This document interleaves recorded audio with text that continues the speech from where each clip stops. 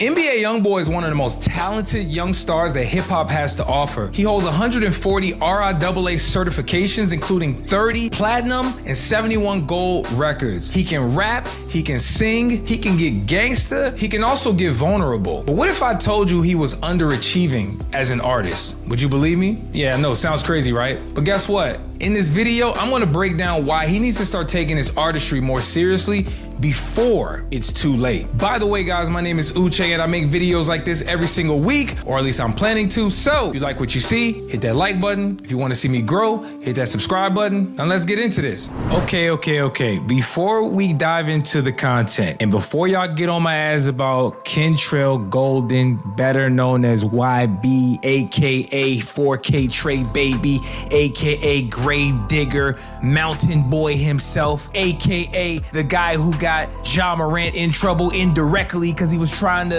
do a lot, but that ain't YB's fault. But anyway, just know that I am a really big YB fan. I really am. It may not look like it, may not sound like it by the title and by the content of this video, but by the end, I promise you, I'm gonna make my case, all right? I'm gonna rest my case. Actually, that's one of his albums. Now, that being said, there's a ton of songs that I love from NBA YoungBoy. I'm one of the guys who really enjoy when he gets melodic. I love when he gets emotional.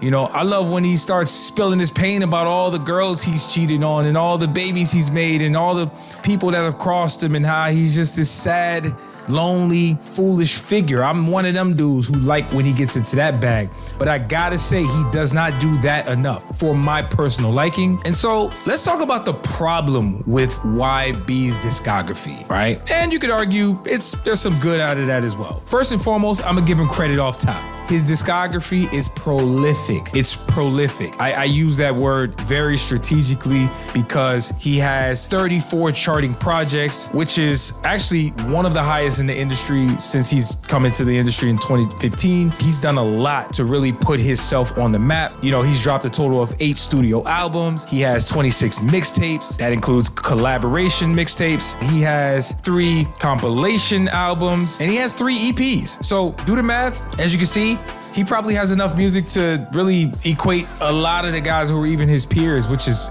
absolutely insane. So there's no shortage of music from YB. He's a hard worker. I love his dedication. It reminds me of how Lil Wayne was recording back in the day. He was just on people's head top when it came to delivering music, which is something that, man, we wish folks who we love would drop more, like Frank Ocean. Where is he at? How come he don't drop music? How come Uzi don't drop more music? Like, what is that? Her, the singer. I'm a huge Her fan. I wish she would drop more music. But the point is, YoungBoy is really good at dropping music, and I would argue, while you could commend him and clap for him, clap it up. Yeah.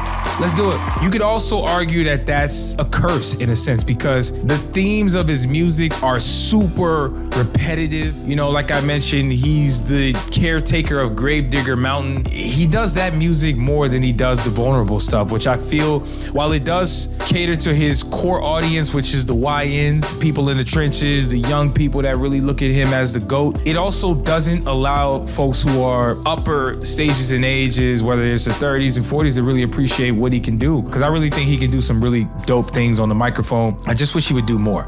Also, let's talk about his genre and sound. You know, it's interesting to me that obviously he's from Baton Rouge, Louisiana, home of Boosie and some other rappers. But overall, let's talk about Louisiana as a whole. We talk about No Limit, you know, with Master P. When you talk about Cash Money, but with Baby, Lil Wayne, Juvenile, Turk, BG, everybody that was in that Cash Money era. I really feel like they put on the Louisiana sound and brand of hip hop and they took it more mainstream to the masses. But that was in the 2000s when I feel like it was much easier for a collective like Cash Money to really put that sound on, whereas YoungBoy is really doing this on his own. And I just feel like that sound is just not as worldwide as people maybe want to think. Similarly, you think about how Kendrick Lamar recently, at least his more recent project, he dropped GNX, and there's just a lot of folks who just can't get with the West Coast sound. But one of the biggest differences with Kendrick and obviously YB, and there's tons of differences, but for the purposes of this argument, Kendrick Kendrick dropped Not Like Us, right? Which was a Drake annihilation, but we just talk about the music of it all. It's a West Coast sounding record. You got records like Squabble Up. You got records like Peekaboo. These were super West Coast records that I feel like Kendrick was able to make palatable enough for the masses to really rock with it. And I just feel like YB has not been able to do that with the vast majority of the sounds that he's put out in the ecosphere. And so I would argue that's a huge issue with YB's music. Okay, so I could be here all day talking about all of the projects that he's ever dropped because we know he has 1 million of them, but I'm only gonna highlight a few of my favorites over the years. You know, I probably started listening to YB maybe somewhere around 2018, 2019. And that's when I realized, yo, this guy is pretty dope. And I'll start with the first one that I really like. AI YoungBoy 2 was dropped in 2019. It debuted at #1 on the Billboard charts, selling 110 first week units. Some of my favorite songs are Make No Sense, Self-Control, Hot Now. Those are really dope records. Y'all should check those out. Actually, this album still holds some of his highest streamed songs still to date. Next, we get to Top, which dropped in 2020. That debuted at #1 as well, selling 126,000 plus first week sales. And some of my favorite songs on this project are songs like Right Foot Creep, All In, To My Lowest, my God, and also Casey Talk. Jeez, like I feel like this album was peak emo, but emo from the standpoint of like him just being sad, which, yo, call me crazy, bro. Maybe I'm sad. Maybe I just like hearing sad music. Maybe, you know what? Damn, I'm probably realizing something as we speak. Maybe that's why I like Juice WRLD so damn much.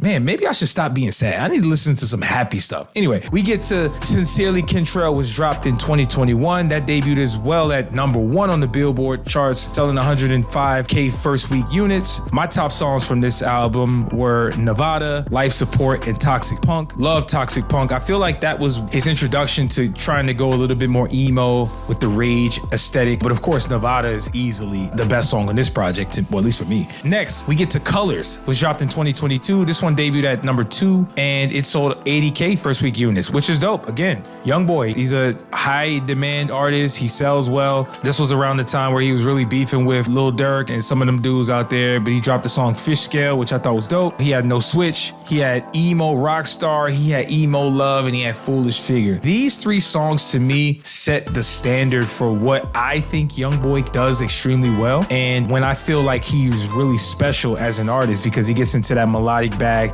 he gets vulnerable, he does some really interesting things in terms of picking pockets that not a lot of artists can actually do. And again, he has so many albums like Don't Try This at Home, or even the new one that dropped in 2025 called MASA, which debuted at #6, selling 49K first week units. You know, it had songs like Kickboxer and Shot Calling and Where I've Been. And we lead up to his latest project that he's dropped, at least while I'm recording this video, which is DESHAWN, which was a mixtape hosted by DJ Khaled. That one debuted at a measly 135 spot on the Billboard, selling 11K first week units.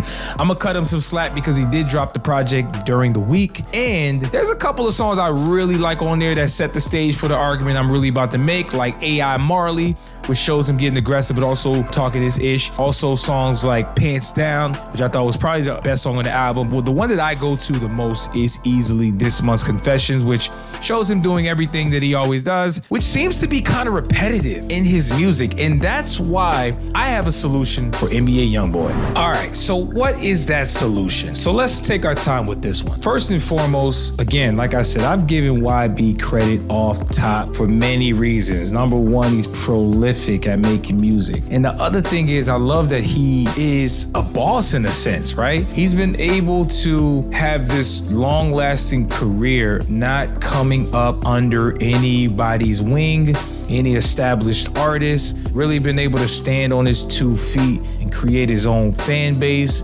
Core fan base, I should say, that are rabid and they go crazy, right? That being said, I do feel like the lack of a executive producer, an experienced producer, is hurting YB's music. I say that because when I compare him to artists in his lane, like a 21 Savage, who has a long-standing working relationship with Metro Boomin, where they've curated and crafted tons of albums like Savage Mode and Savage Mode 2 and so on and so forth, you really get to see that Metro brings out the best in 21, right? Not only does he give him hella alley-oops where he's dunking the ball like Kobe used to give Shaq alley-oops back in the day, he's able to set him up and really allow 21 to go crazy on the tracks, right? Even look at Yeet and how Binks is his go-to producer who really understands his sound and really allows Yeet to experiment on tracks and use his vocals in weird ways and do a ton of things that are unorthodox but seem to really cut through. That also works for Yeet. Or how about Travis Scott? When Travis Scott was coming up in the early days, and even now, he still has a huge working relationship with Mike Dean. And we're talking about experienced folks who've been able to sit with somebody and craft a sound that really brings out the best in these artists, right? That's something that I think YB is lacking at this stage. You know, shout out to his go-to engineer / producer, Jason, who I know a lot of his fans know off on first name, and I don't even know how I know his name, probably because I see it a lot on Twitter. But it's dope that he has this trust in Jason who really allows him to create effectively and efficiently. But I just feel like,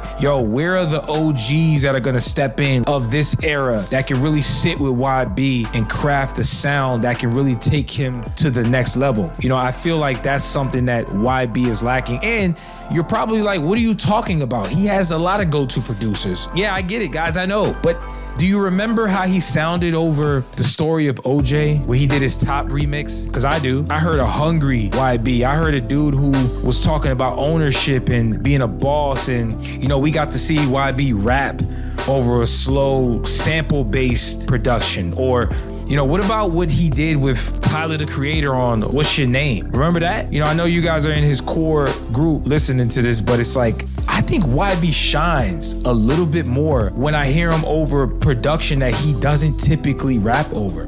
Or what about when we heard him on that song that he dropped with Kanye called Alive? We heard a hungry YB. We heard a guy that we don't typically hear. It's a guy who seems like he's challenged on the microphone when he's with another GOAT in the booth on a production tip. You know, a guy who can really match his greatness and really elevate him to another level. And by the way, that brings me to present day, where he just featured on a new song with DJ Khaled and Post Malone called Brother. Now, a lot of you guys who are younger, y'all might say, oh, that's a cheesy record, man. We ain't trying to hear that Lion King shit. Man, that shit sound like a Disney record. And hey, you're right. I'm not gonna argue with you. However, you see what you get when you hear a focused YB? You know, you hear a guy who's hungry, who sticks on subject, who's talking about the hurt and the loss and the love he has for his brother and what he would do and how he's changing his life and he giving thanks to God and he's doing all these different things to change his life. I feel like we need somebody to step in and align themselves with YB. I don't know if that's a DJ Khaled or somebody to really bring out the greatness in YB, because I know it's in him. Okay, let's talk about what's next for YB, because the potential is obviously there. We know he's great. We know he's been commercially successful. We know he has a rabid fan base. We also know that he just embarked on his first ever headlining tour, which is so hard to believe. But then again, when you think about all the trouble that he's gotten in throughout the years, house arrest, federal charges, state charges, gun charges, drugs, this, that, and the third, I guess it kind of does make sense that he's never gone on a headlining tour, but nonetheless, he's here with his MASA tour. And, you know, you're not going to find me at a tour, obviously. I'm too over that shit. I ain't going to hold you. I'm going to leave that to the YNs. But, man, it's so dope to see YB on tour, man. I've never seen an artist, to me, deserve to experience his rabid fan base more than YB, in my opinion, you know? And so I hope this tour is successful for him. I do, like I said before, I want to see him really tap in and lock in with an experienced producer who's also good at executive producing. So whether that's a Metro Boomin or somebody like even London on the track who has experience doing R&B but also does rap, like, I really think that'd be a dope blend. Or maybe even we see YB crossing over into country rap, similar to what Big X The Plug is doing. You know, I could even see that. I mean, you kind of got elements of that on the song that he has with Post Malone called Brother. The fact of the matter is, the future is bright for YoungBoy. You know, he's reached heights that a lot of artists would dream of. He's made the type of money that a lot of artists would dream of. He has a fan base that a lot of artists would dream of. And yet, I'm making this video saying his potential to me is even greater. So as we embark on his new album that is allegedly slated to drop at some point soon, and you know, with this being YB, he ain't like these other artists. That album's coming out, and I'm talking about AI YoungBoy 3. That album will drop. It's just a matter of when. I hope to see a more experienced, a more refined version of YB.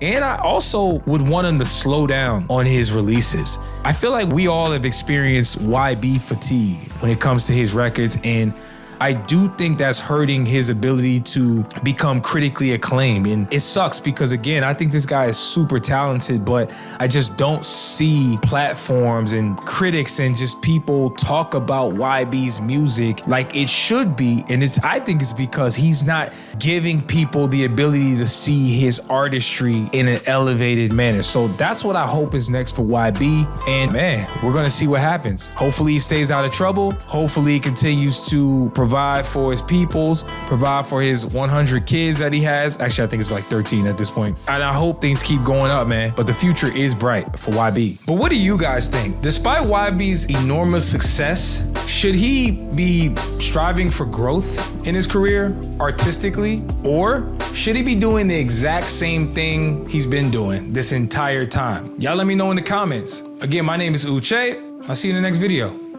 Peace.